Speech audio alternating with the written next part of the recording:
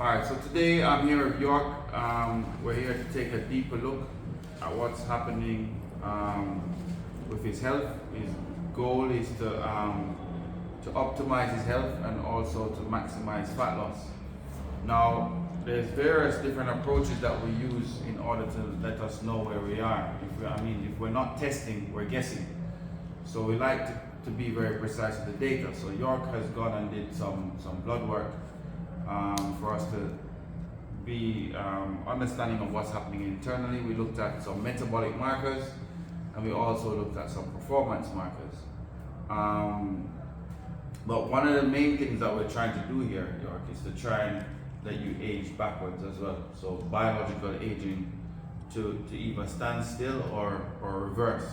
So for those of you who don't know, biological age is the age of your cells and your organs, etc., and how they work together. And your chronological age is how old you actually are based upon your birth certificate. So what we really zone in on is this biological age situation, but it tells us so much more about internally what is happening when we look at all the different things. So York, I want you to tell me a bit about the challenge that you're on now, and what your eating looks like and what your training looks like.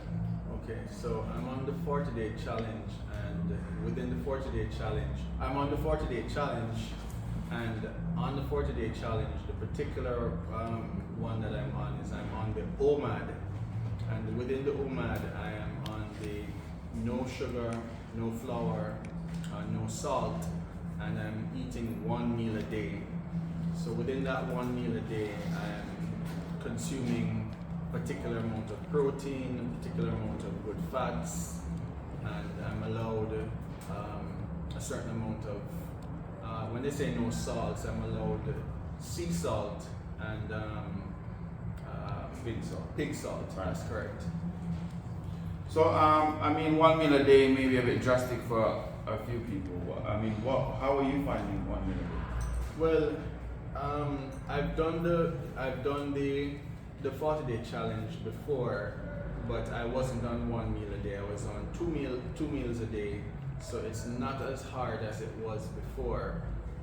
What I find is that once I'm getting enough sleep, then it's doable, it's manageable. Right. But once I'm not getting enough sleep, then it's extremely challenging, and you find that your probability to break the challenge is a lot higher. So I find that sleep is maybe one of the most important parts of the challenge. Right. Yeah, for me at least. Absolutely. The data points squarely at that. If you're sleep deprived, generally people crave more refined sugars, and then when we crave more refined sugars, we tend to see people eating more regularly for energy, because you're sleep deprived. You try and go to quick energy, which is generally sweets. People just pull for those to keep them going to get whatever it is they've got to get done for the day. So the metabolic markers that we looked at glucose, fasted glucose, we looked at HbA1c, we looked at cholesterol, HDL, LDL, triglycerides. We also looked at HSCRP, which is also a stress marker. And this is in order for us to not only assess your externally, but we want to know internally what's happening. A few of the markers are off that we will be consulting on. But what I would say here, generally from what I'm seeing with his blood data, is don't jump the gun too quick on cholesterol. Cholesterol is generally considered as a bad thing. However, it's not. It's a molecule that's needed to create hormones, right? So it's important. I work very closely with doctors as a health coach. Most of the doctors that I tend to do more behavioral modification work with, we try to do an advanced cholesterol test. So if we get a cholesterol test that is on the side that we don't want it to be, we then take a deeper look, because cholesterol, the particle types matters. You have small hard particles in the arteries, and you have big fluffy particles in the arteries. The small harder ones generally stick on the arteries and they're the problems. when it comes to blockages, which is then triggered off by inflammation. So if your HRCRP is high, your ESR is high, those are the real risks. So we want to see your inflammatory risk, and also we want to see the particle type. So an advanced cholesterol test would then be able to clear up any concerns that we have to see where the actual risk lies. When it comes to performance markers, I mean, most doctors don't generally request them. Stuff like testosterone, or insulin growth factor 1, because these link to really towards building muscle burning fat. But we can see there's studies that link testosterone and IGF-1 to metabolic outcomes too. And I mean, popular on the market now, we then generally have a lot of different approaches that we can take to correct this. I like to take a lifestyle approach, generally speaking, if you want to correct performance markers.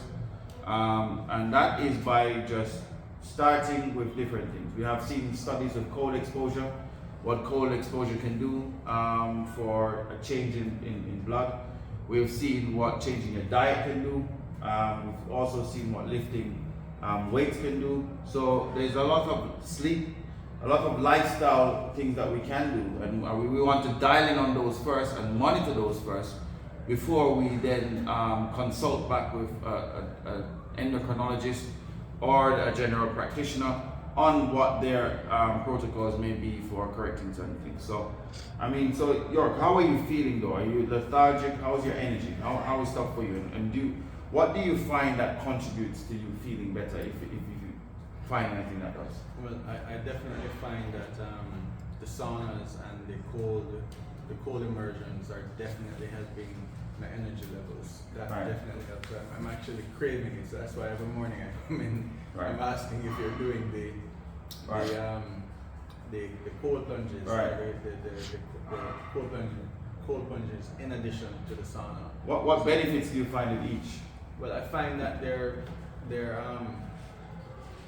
saunas in particular, I find that after the saunas, you get a relaxing feeling throughout the day.